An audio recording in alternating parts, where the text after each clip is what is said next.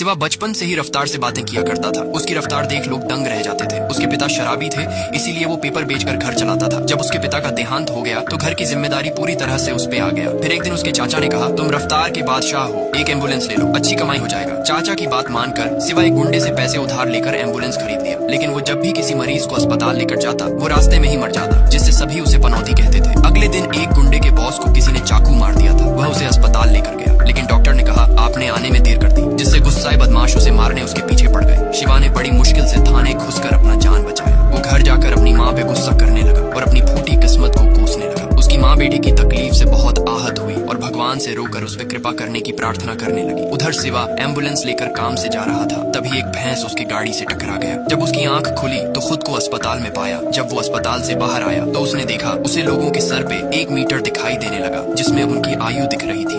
माँ के आंसुओं ने यमराज भगवान को हिला के रख दिया। भगवान ने वरदान स्वरूप सिवा को ऐसी शक्ति दी जिससे वह लोगों की आयु देख सकता था। फिर भी सिवा को अपनी शक्ति पे भरोसा नहीं था। उसने अपनी शक्ति आजमाने के लिए एक आदमी को देखा जो 7 मिनट में मरने वाला था। सिवा ने कहा, तुम्हारे जान को खतरा है, थोड़ा संभल कर रहो। लेकिन आदमी ने उसकी बात का विश्वास नहीं किया और गटर में डूबकर मर गया। फिर सिवा अस्पताल गया, जहाँ एक घायल लड़के को लाया गया। उसने देखा उसकी आयु 82 साल है। तभी डॉक्टर ने कहा, आपके बेटे का ऑपरेशन करना होगा, लेकिन बचने का चांस सिर्फ 5% है। तभी सिवा ने कहा, आप टेंशन नहीं लीजिए, आपके बेटे की आयु 82 साल है, उसे कुछ नहीं होगा। जब ऑपरेशन हुआ तो डॉक्टर ने कहा, आपका बेटा अब खतरे से बाहर है। अब सिवा को समझ में आ गया था वो किसी को बचा नहीं सकता, लेकिन वो अपनी शक्ति से पैसा कमा सकता है। उसने एक नेता को देखा जो जोरों शोरों से इलेक्शन की तैयारी में लगा था, लेकिन उसे नहीं पता था कि वो सिर्फ 7 दिन में मरने वाला था। सिवा उस नेता के विरोधी से मिलकर कहा, मैं तुम्हारे दुश्मन को 7 दिन में मार दूंगा, मुझे इस काम के लिए 1 लाख चाहिए। जब 7 दिन हुआ तो नेता खुद मर गया, लेकिन सिवा ने ऐसे एक्टिंग किया कि उसने ही उसे मारा है। अब सिवा सीनू नाम के गुंडे के पास जाकर कहता है, मैं अंडरवर्ल्ड का खास आदमी हूँ, मुझे 1 करोड़ दो तो मैं तुम्हारा दुश्मन शक्ति दादा को टपका दूंगा। शीनू उसे पैसे दे देता है, लेकिन साथ ही अपना एक आदमी को सिवा पर नजर रखने को भेज दिया ताकि उसे पता चल जाए कि वो इतने बड़े लोगों की हत्या कैसे करता है। जब ये बात सिवा को पता चला तो वो जानबूझकर काला जादू का नाटक करने लगा ताकि उस बदमाश को लगे कि वह लोगों को काला जादू करके मारता है। उधर शक्ति दादा होटल में अय्याशी कर रहा था, तभी उसकी गर्लफ्रेंड ने शक्ति दादा को मटन खिला दिया। शराब के नशे में धुत मटन की हड्डी उसके गले में फंस गया, जिससे खून की उल्टी करके वो मारा गया। अगले दिन श्रद्धांजलि के लिए सिवा एक माला उसकी अर्थी पे डालने आया, जिससे सीनू को भी उस पे पूरी तरह विश्वास हो गया। अगले दिन सिवा का दोस्त ने कहा कि शहर से दूर एक अस्पताल में ब्लड पहुंचाना है, समय बहुत कम है। सिवा भी उसकी बात मानकर एक सहयोगी के साथ शहर की ओर निकल गया। उसकी रफ्तार देखकर सहयोगी का हवा टाइट हो गया। वह समय पर ब्लड पहुंचा दिया, लेकिन इस दौरान उसकी गाड़ी खराब हो गई। वह पास के यमराज जी मंदिर में पहुंचा, जहाँ तिलक लगाते समय पुजारी जी को आभास हुआ कि जरूर इस पर यमराज जी का कृपा है।